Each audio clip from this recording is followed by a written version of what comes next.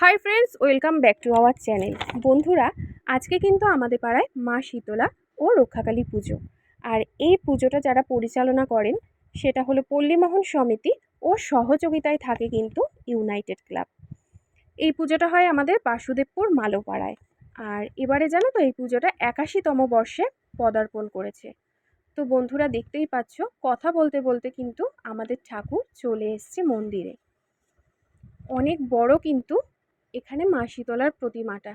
আর তার সাথে সাথে কিন্তু যাদের মানসিক পুজো থাকে তারাও কিন্তু ছোট ছোট ঠাকুর দিয়ে মায়ের পুজো দেয়। আর সকালবেলায় তো শীতলা পুজো হয়, রাতের বেলায় কিন্তু হয় রক্ষাকালী পুজো। আর জানো তো, আমাদের এখানে মা শীতলা কিন্তু খুবই জাগ্রত। প্রত্যেক বছর কিন্তু এখানে 108 কলসি জল মায়ের বেদিতে ঢালা হয়। সেই ভোরবেলা থেকে কিন্তু জল ঢালা শুরু হয়ে যায়। সবাই এখানে গঙ্গা স্নান করে তারপর গঙ্গার জল কলসিতে হোক ঘটিতে হোক এনে এনে বেদিতে বেদিতে ঢালে জলটা। 108 কলসির 1 কলসি কম হলেও কিন্তু চলবে না। তো বন্ধুরা দেখো, পুজো কিন্তু আমাদের এখানে শুরু হয়ে গেছে। দেখতেই পাচ্ছ কত ভিড় হয়েছে। যেহেতু এটা অনেক প্রাচীন পুজো, তাই কিন্তু এখানে প্রচুর লোকজন আসে পুজো দিতে। মা কিন্তু এখানে খুবই জাগ্রত। মায়ের কাছে যে যা মানসিক করে মা কিন্তু সেটা পূরণ করে। কখনো মা কিন্তু খালি হাতে কাউকে ফেরায় না। আর বন্ধুরা দেখো, এদিকে তো পুজো শুরু হয়ে গেছে, আর এইদিকে কিন্তু সিন্নি করার প্রস্তুতি চলছে। আর এই সিন্নিটা জানো তো, পুরোটাই ডাবের জল আর গরুর দুধ দিয়ে করা হয়। এখানে কিন্তু এক ফোঁটাও জল মেশানো হয় না। এই সিন্নি নেবার জন্য জানো কত দূর দূর থেকে কিন্তু মানুষ আসে। খুব সুন্দর হয় কিন্তু প্রসাদের তো একটা আলাদাই স্বাদ থাকে, সেটার সাথে কোনো কিছুরই তুলনা চলে না। তো চলো এখন তোমাদের মন্দিরের ভেতরটায় গিয়ে দেখাই। আর এদিকে দেখতে পাচ্ছ সবাই কিন্তু কুলো নিয়ে দাঁড়িয়ে রয়েছে। আর এখানে যারা কুলো নিয়ে দাঁড়িয়ে রয়েছে তাদের সকলেরই মানসিক পুজো রয়েছে। আর এই যে দেখো, এদিকে ওই যে পাশে যিনি রয়েছেন ওনার ভর পড়েছে।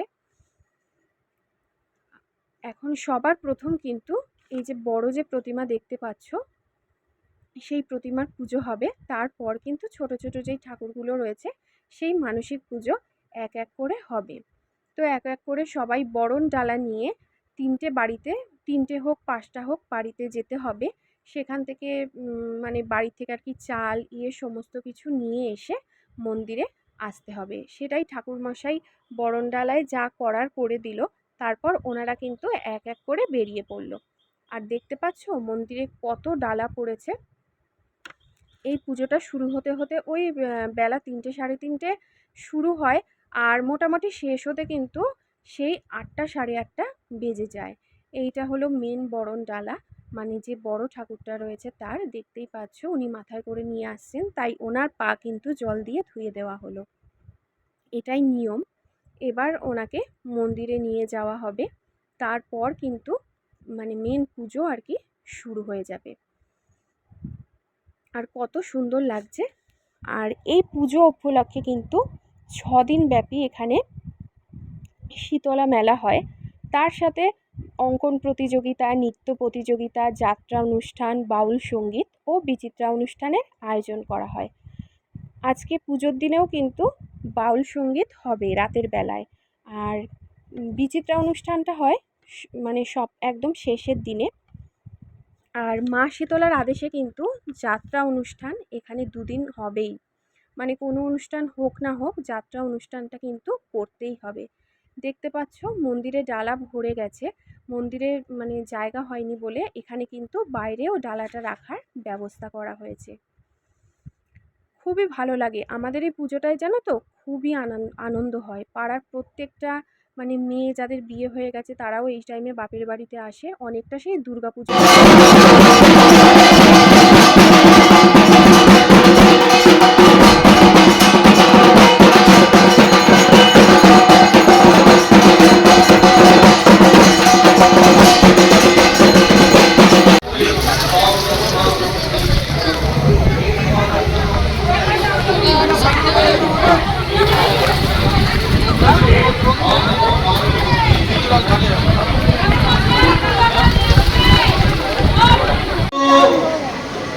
পবিত্রমা সর্ব অবস্থান গতঃ কৃপা ক্ষেত্রে পুণ্ডরীকাক্ষ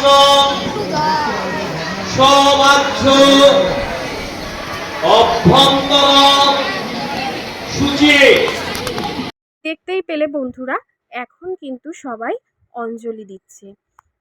আর এখন দেখতে পাচ্ছ তো অনেকটাই কিন্তু মানে সন্ধে হয়ে গেছে। অঞ্জলি শেষ হলে তারপর হবে আরতি। তারপর কিন্তু আমাদের এই মানে মেন পুজোটা শেষ হবে।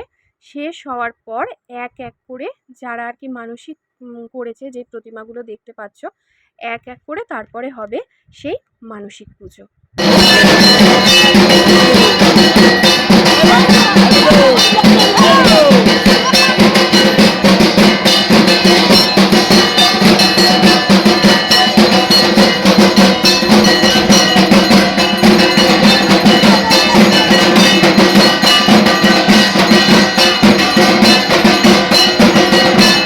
বন্ধুরা দেখতেই পেলে আরতি কিন্তু শেষ, আর বলতে গেলে পুজো একদমই শেষের মুখে। তো চলো, ভাবলাম সবাই মিলে একটু মেলাটা ঘুরে দেখে নিই।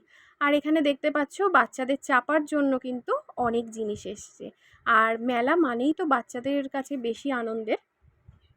আর যেহেতু এখানে 6 দিন ধরে এই মেলাটা থাকে, তাই কিন্তু বাড়ির সামনেটা বেশ জমজমাট লাগে। পুজোটা যখন শেষ হয়ে যায় 6 দিন পরে, তখন সত্যিই খুব ফাঁকা ফাঁকা লাগে এই মাঠটা, জানো তো, বেশ মন খারাপ হয়ে যায়। আর দুর্গাপুজোর যেটা বললাম যে এই পুজোটা অনেকটা আমাদের কাছে দুর্গাপুজোর মতো, সত্যিই তাই। যেহেতু এখানে 6 দিনব্যাপী অনুষ্ঠান হয়, তাই 6 দিনই বেশ জমজমাট লাগে। খুবই আনন্দ করি, জানো তো। আর এখানে প্রত্যেকটা বাড়িতেই বলতে গেলে সমস্ত সবার বাড়িতেই আত্মীয় স্বজনরা আসে, তাই অনেকটাই জমজমাট লাগে।